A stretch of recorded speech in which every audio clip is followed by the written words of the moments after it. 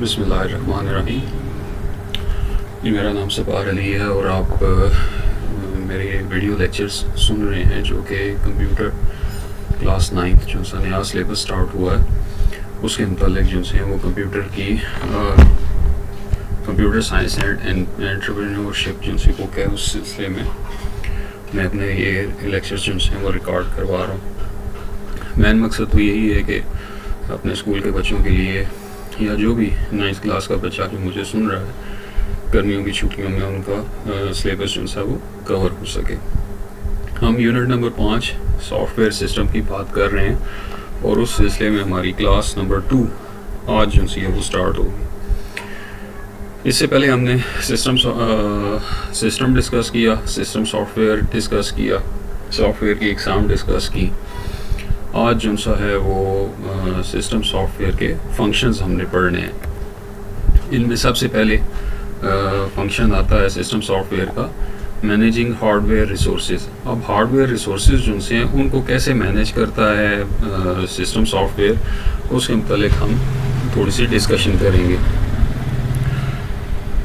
सबसे पहली बात यह है कि हार्डवेयर रिसोर्सेज जो से हैं वो आपके पास क्या होते हैं। हार्डवेयर की डेफिनेशन बार बार रिपीट हो रही है, वो मैं आपको बता रहा हूँ साथ साथ कि ऐसी चीज़ें जिनको आप अपने हाथ से एक जगह से दूसरी जगह पर ले जा सकते हैं या अपने हाथ से उसके मदरबोर्ड पे आप अटैच कर सकते हो एक दूसरे के साथ, वो हार्डवेयर चीज़ें कहलाती हैं। लेकिन जाहिर सी बात है कि वो जब आप हार्डवेयर लगा के रख देते हो तो उसमें रूह जो सी है जिसको आप सॉफ्टवेयर कहते हो, कुछ इंस्ट्रक्शंस होती हैं जिसकी बेस पर उस हार्डवेयर ने काम करना होता है, तो वो आपके पास सिस्टम सॉफ्टवेयर होता है। और सिस्टम सॉफ्टवेयर में जो सा है वो हार्डवेयर के साथ साथ कुछ सॉफ्टवेयर की जिम्मेदारियां भी निभाता है। उसमें हार्डवेयर रिसोर्सेज में जो सा है वो सबसे पहले आपके पास सीपीयू आता है, मेमोरी आती है, डिस्क ड्राइवर्स आते हैं और पेरिफेरल डिवाइसेस आती हैं। सीपीयू जैसे डिस्कस हुआ था पहले चैप्टर में सेंट्रल प्रोसेसिंग यूनिट है, कंप्यूटर का दिमाग कह लें। मेमोरी आपके पास एक ऐसी जगह है जिसमें चीज़ें सेव रखते हो आप। डिस्क ड्राइवर्स जो हैं वो आपके पास ऐसी चीज़ें होती हैं, ऐसे सॉफ्टवेयर होते हैं जिनके ज़रिए आप कुछ ना कुछ स्पेशल काम करते हो हार्डवेयर के रिलेटेड। और पेरिफेरल डिवाइसेस जो कंप्यूटर के बाहर से आप अटैच करते हो, प्रिंटर हो गया, स्पीकर हो गया, स्कैनर हो गया, ये सारी की सारी चीज़ें आपकी कीबोर्ड और माउस जो हैं ये पेरिफेरल डिवाइसेस में आती हैं। इस सारी चीज़ का मकसद क्या है कि इंश्योर करता है, इस बात को यकीनी बनाता है कि जो भी एप्लीकेशन कंप्यूटर पे चल रही है वो ठीक तरीके से काम करे और उसको जो जो चीज़ ज़रूरत है अपने काम करने के लिए वो चीज़ उसको मिलती रहे। ये बेसिकली सबसे ज़्यादा ज़रूरी काम सिस्टम सॉफ्टवेयर का होता है कि जो भी एप्लीकेशन उस कंप्यूटर पे चल रही है उसको सारी की सारी मतलूबा चीज़ें जो सी हैं उसको मिलनी चाहिए ताकि वो अपना काम सही तरीके से कर सके। इसकी मिसाल आप क्या लोगे कि जी कि जब आप कंप्यूटर पे म्यूज़िक या लैपटॉप पे जो है वो आप म्यूज़िक सुन रहे होते हो या मोबाइल पे आप म्यूज़िक सुन रहे होते हो तो साथ ही आपको काम पड़ जाता है अपनी ईमेल देखनी है, यूट्यूब ओपन करना है, वेब ब्राउज़र ओपन करते हो, तो आपके सीपीयू को इस काबिल होना चाहिए कि टाइम और मेमोरी, वक्त और मेमोरी जो सी है वो इन दोनों एप्लीकेशंस को दे ताकि दोनों एप्लीकेशंस एक साथ चलती रहें और आपका काम भी डिस्टर्ब ना हो। इस सारी चीज़ को मैनेज करने का काम जो सा है वो हार्डवेयर रिसोर्सेज के तहत आता है। दूसरा इसका फंक्शन क्या है, प्रोवाइडिंग अ यूज़र इंटरफेस। अब यूज़र इंटरफेस आप कहते हो एक ऐसे काम करने की जगह को, एक ऐसे माहौल को जहाँ पर आप अपने कोई काम कर सको। मिसाल के तौर पे आपका स्कूल जो सा है, आपका स्कूल आपका एक ऐसा इंटरफेस होता है, एक ऐसी जगह होती है जहाँ पे आप अपनी पढ़ाई मुकम्मल करने के लिए तमाम सहूलियात जो से हैं वो उससे फ़ायदा उठाते हो। क्यों?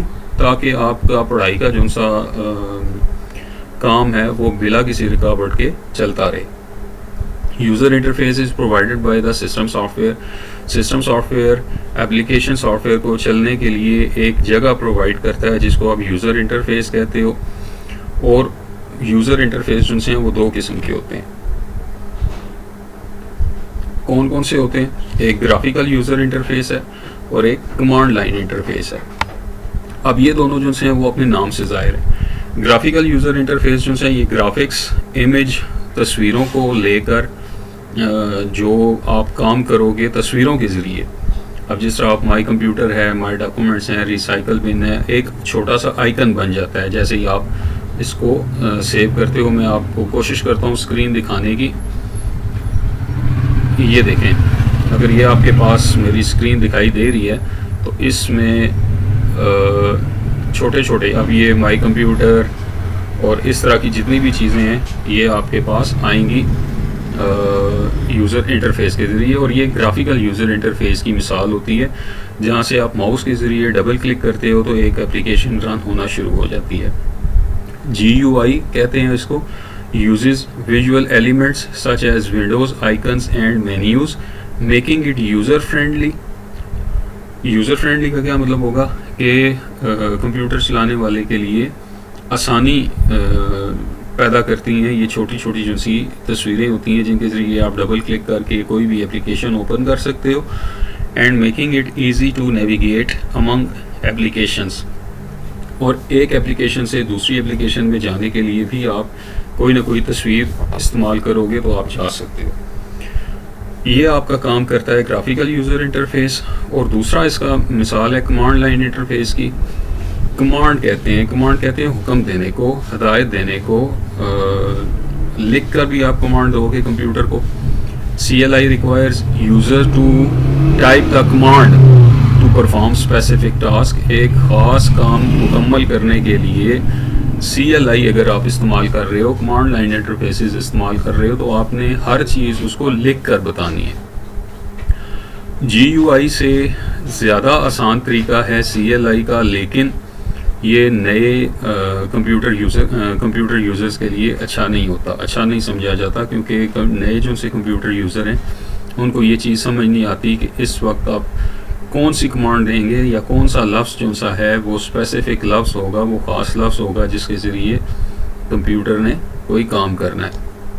तो ये आपके पास GUI और CLI का फ़र्क आता है कि ग्राफिकल यूज़र इंटरफेस जो सा है वो आपका आइकन वगैरह लेता है, छोटे तस्वीरें बनी हुई होती हैं जिनको आप डबल क्लिक करते हो तो आपकी वो एप्लीकेशन ओपन हो जाती है। लेकिन जब आपने वही एप्लीकेशन CLI के इंटरफेस में ओपन करने की कोशिश करोगे तब आपने उसको कंप्यूटर को लिख कर बताना है जी कि मैंने ये वाली चीज़ जो सी है वो ओपन करनी है और इस वक्त इस चीज़ को ओपन करो ताकि मैं इस पे अपना काम कर सकूं।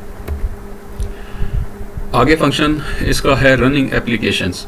कंप्यूटर सिस्टम पे जितनी भी एप्लीकेशन चल रही होंगी उनको अच्छे तरीके से चलाने की ज़िम्मेदारी जो सी है वो सिस्टम सॉफ्टवेयर की होती है।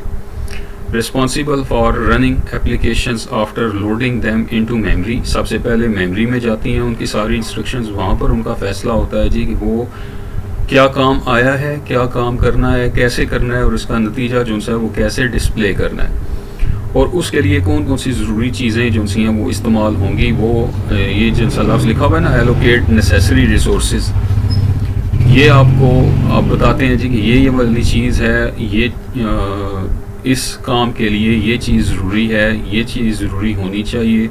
मिसाल के तौर पे अगर आपने प्रिंट करना होता है तो आप प्रिंटर इस्तेमाल करोगे तभी प्रिंट होगा। एंड मैनेजेस देयर एग्जीक्यूशन, इसी तरह सारी चीज़ें इकट्ठी करके मेमोरी और CPU को बताता है जी कि अब मैं इस काम को करने के काबिल हूँ, इस काम को हल करने के काबिल हूँ तो आहिस्ता आहिस्ता इसको चलाना शुरू कर देता है। दूसरा इसका पॉइंट है prevents the applications to overlap. Overlap कहते हो कि एक दूसरे के साथ मिक्स हो जाना, यानी कि दो एप्लीकेशंस एक साथ चल रही हैं तो उन दो एप्लीकेशंस के ऊपर कोई ना कोई चेक होना चाहिए कि वो एक दूसरे को जो है वो ओवरलैप ना करें, एक दूसरे से आगे निकलने की कोशिश ना करें, अपना प्रॉपर टाइम और अपनी मेमोरी की प्रॉपर जगह लें, किसी दूसरे का टाइम ना लें, किसी दूसरे की मेमोरी की जगह ना लें। इस सारी चीज़ को देखभाल करना भी सिस्टम सॉफ्टवेयर की जिम्मेदारी होती है।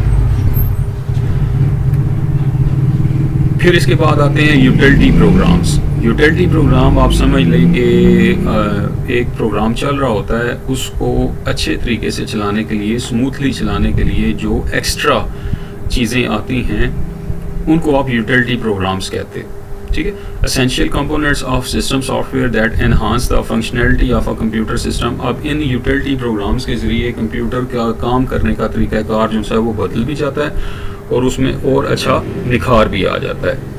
Various task are perform to maintain the smooth running of a computer. जो काम आप इनको कहते हो यूटिलिटी प्रोग्राम्स को, ये सारे का सारा वो काम करके देते हैं ताकि आपका कंप्यूटर जो है वो आराम से चल सके। इसकी मिसालें क्या होंगी यूटिलिटी प्रोग्राम्स की? इसमें सबसे पहले और सबसे ज़्यादा जो सा काम करने वाली जो सी मिसाल है वो एंटीवायरस सॉफ्टवेयर है। आपको पता होगा कंप्यूटर में वायरस आ जाता है, मोबाइल में वायरस आ जाता है, उस चीज़ को साफ़ करने के लिए आप एक सॉफ्टवेयर इस्तेमाल करते हो जिसको एंटीवायरस कहते हो, जो जब आप अपने कंप्यूटर पे या अपने मोबाइल पे एंटीवायरस का स्कैन शुरू करते हो तो जिस जिस जगह पर उसको शक होता है जी कि यहाँ पे ख़राब हो रहा है काम, तो वो वहाँ पर जाके जो ख़राब हो चुकी होती हैं फाइलें वो उठा लेता है और उनको रिपेयर करना शुरू कर देता है। दूसरा इसका बैकअप सॉफ्टवेयर होता है। बैकअप सॉफ्टवेयर आप कहते हो एक ऐसे सॉफ्टवेयर को जिसके ज़रिए आप अपनी चीज़ों की कॉपी कर सको, कॉपी और पेस्ट कर दो दूसरी जगह पे ताकि आपका डाटा जो है वो ज़ाया होने से बच सके। कोई उठा के USB में डाल लेता है, कोई मेमोरी कार्ड में डाल देता है डाटा ताकि वो कंप्यूटर के बाहर भी रहे और कंप्यूटर के अंदर भी आपका डाटा सेव रहे। और तीसरी इसकी मिसाल होती है डिस्क क्लीन अप की। डिस्क क्लीन अप कहते हो डिस्क को साफ़ करना। अब जिस तरह आप एप्लीकेशंस वगैरह मोबाइल में से डिलीट करना शुरू करते हो ताकि आपका मोबाइल जो है वो थोड़ा सा तेज़ चल सके, उसकी मेमोरी थोड़ी सी है, वो मेमोरी का लोड जो है वो कम हो सके, यही चीज़ आप कंप्यूटर पे भी इस्तेमाल कर सकते हो डिस्क क्लीन अप के ज़रिए। तो गैर ज़रूरी किस्म की जितनी भी फाइल और फोल्डर होते हैं वो इस डिस्क क्लीन अप के ऑपरेशन के ज़रिए आप वहाँ से डिलीट कर देते हो। तो डिस्क क्लीन अप के बाद क्या होता है कि आपके लिए आपकी स्पेस जो सी है वो कम हो जाती है और कंप्यूटर का जो सा सिस्टम है वो ठीक तरीके से काम करना शुरू कर देता है। फिर एक इसका फंक्शन होता है file compression tools. File compression, अब ज़्यादा साइज़ वाली जो सी फाइल्स होती हैं वो MB की हो गई, GB की हो गई, जिनका फाइल साइज़ ज़्यादा होता है। फाइल साइज़ जब ज़्यादा होगा तो इसका मतलब है कि उन्होंने मेमोरी पे ज़्यादा जो है वो जगह घेरनी है। उस जगह को कम करने के लिए आप एक टूल इस्तेमाल करते हो जिसको आप फाइल कंप्रेशन टूल कहते हो। Use to compress multiple files and make space available in the memory. और इसमें मिसाल होती है जिप और RAR। ये दो सॉफ्टवेयर्स के नाम हैं जिनके ज़रिए आप अपनी फ़ाइलें जो सी हैं वो कंप्रेस कर सकते हो, उनका साइज़ जो है वो कम कर सकते हो। या आसानी के लिए ये समझ लें कि 10, 15, 20, 25 फाइलें जो सी हैं वो आप एक फ़ोल्डर में इकट्ठा करके उनका साइज़ जो है वो कम करने की कोशिश करते हो। इस कोशिश में जो सा वो सॉफ्टवेयर आपको मदद देगा वो जिप या RAR सॉफ्टवेयर कहलाता है। और इसका तीसरा काम इनक्रिप्शन और पासवर्ड प्रोटेक्शन भी होता है। इनक्रिप्शन कहते हो आपके मैसेज को ऐसे अल्फाज में तब्दील करना कि जिसको आप भेजना चाह रहे हो सिर्फ वही समझ सके। ठीक है, इस प्रोसेस को आप इनक्रिप्शन कहते हो। और पासवर्ड आपको पता है कि जब आप मोबाइल पे पासवर्ड लगाते हो इसी वजह से लगाते हो कि आपका डाटा जो है वो सेव रह सके। आखिरी इसका फंक्शन जो है वो डिवाइस ड्राइवर्स का है। डिवाइस ड्राइवर्स जो से हैं, ड्राइवर आप समझ लोगे जिस तरह नॉर्मल बाइक या कार चलाने वाले जो से ड्राइवर्स होते हैं वही काम डिवाइसेस कर रही होती हैं। डिवाइस ड्राइवर्स की सेंस में जब आप बात करोगे तो ड्राइवर्स आपके पास ऐसे सॉफ्टवेयर होते हैं जिनके ज़रिए आप किसी न किसी डिवाइस को कोई ना कोई काम करने के लिए हदायत दे रहे होते हो।